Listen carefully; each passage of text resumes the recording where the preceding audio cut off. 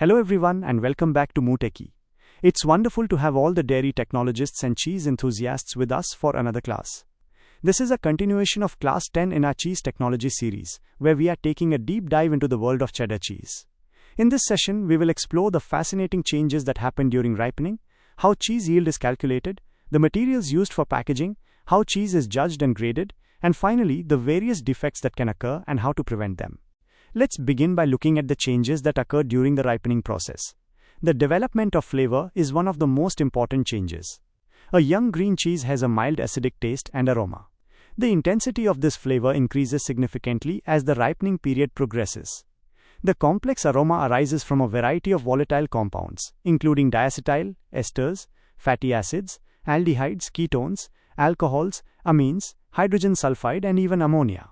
In mild cheese, diacetyl is a key contributor to the buttery aroma. In a well-aged cheese, you'll find more pronounced notes from butyric acid, caproic acid, esters of alcohol, and salts of propionic and acetic acid.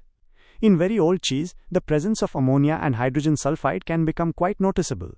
The body and texture of the cheese also undergo a remarkable transformation.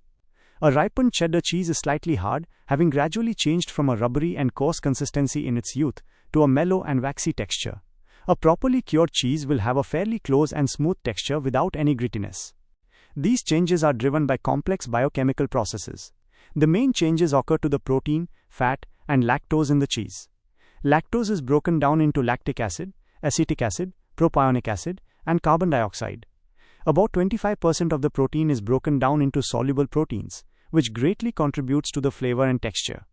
The fat is broken down through lipolysis into fatty acids, volatile acids, and many secondary products that are essential for the characteristic cheesy flavor.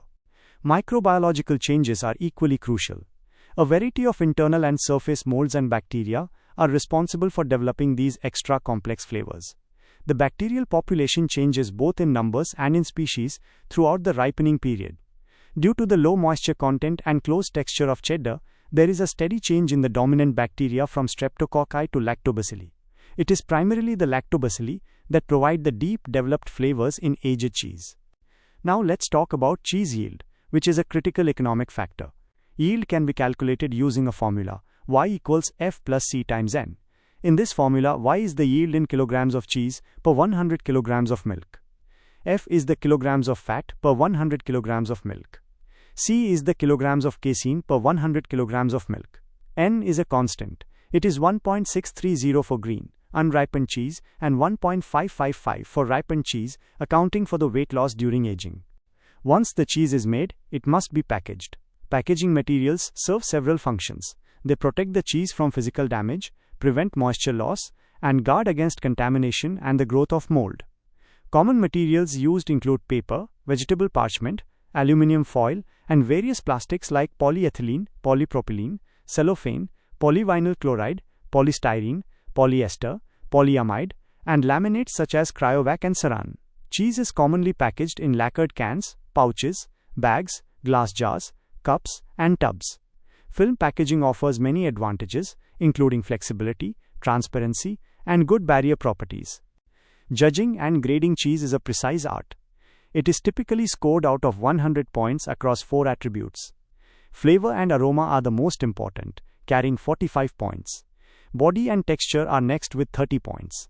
Finish and appearance account for 15 points, and color is worth 10 points.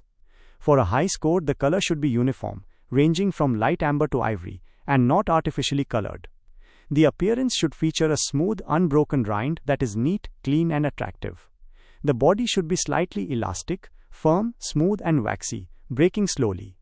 The texture must be compact and homogeneous, free from openings, holes, cracks, and breaks. The flavor should have a pleasing aroma, be slightly salty, and possess a distinct, clean, cheesy flavor. Finally, we must understand the defects that can occur in cheddar cheese, their causes, and how to prevent them.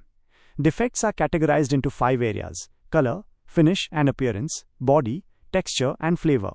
A common color defect is an acid cut or bleached appearance caused by excessive acid development. This can be prevented by reducing the starter addition rate. An unnatural color comes from adding too much colorant, so optimum addition is key. A mottled color results from uneven acid development or mixing curds from different vats. A semi defect is due to uneven salt mixing or incorrect pressing, which can be corrected with uniform salting and proper pressing timing. A wavy appearance is caused by pressing curd from different vat lots together. In finish and appearance, cracked paraffin is caused by a coating that is too thick. Scaly paraffin is from a coating that is too thin. A lopsided cheese is due to improper filling and pressing. A cracked rind comes from poor cheddaring and drying. Rind rot is caused by excessive acidity or moisture before ripening. A moldy surface is due to high humidity and temperature in the curing room. A huffed cheese swells from excessive gassy fermentation by contaminants. Body defects include a corky or dry body from low fat or too slow acid development. A crumbly body is from excessive acidity. A curdy or rubbery body is due to insufficient moisture, low acidity, poor cheddaring, or oversalting. A greasy body is from too high a fat content. A mealy or salvy body is from excessive acidity. A pasty or wet body is from too much moisture. A weak or soft body is from high fat and high moisture. Texture defects include fish eyes or yeast holes from yeast contamination. Pinholes are from gas-producing microorganisms. Mechanical holes are from improper cheddaring and pressing. Swiss holes are from contamination with propionibacteria. Flavor defects include a high acid or sour flavor from excessive acidity. A bitter flavor can come from poor quality milk or starter, excessive acidity, moisture or rennet, or from high temperature and humidity during ripening. Prevention involves using good quality ingredients, maintaining optimum conditions, and ensuring sanitation. Thank you for joining us for this detailed exploration of the ripening, yield, packaging, judging, and defects of cheddar cheese. Understanding these elements is essential for producing the highest quality product.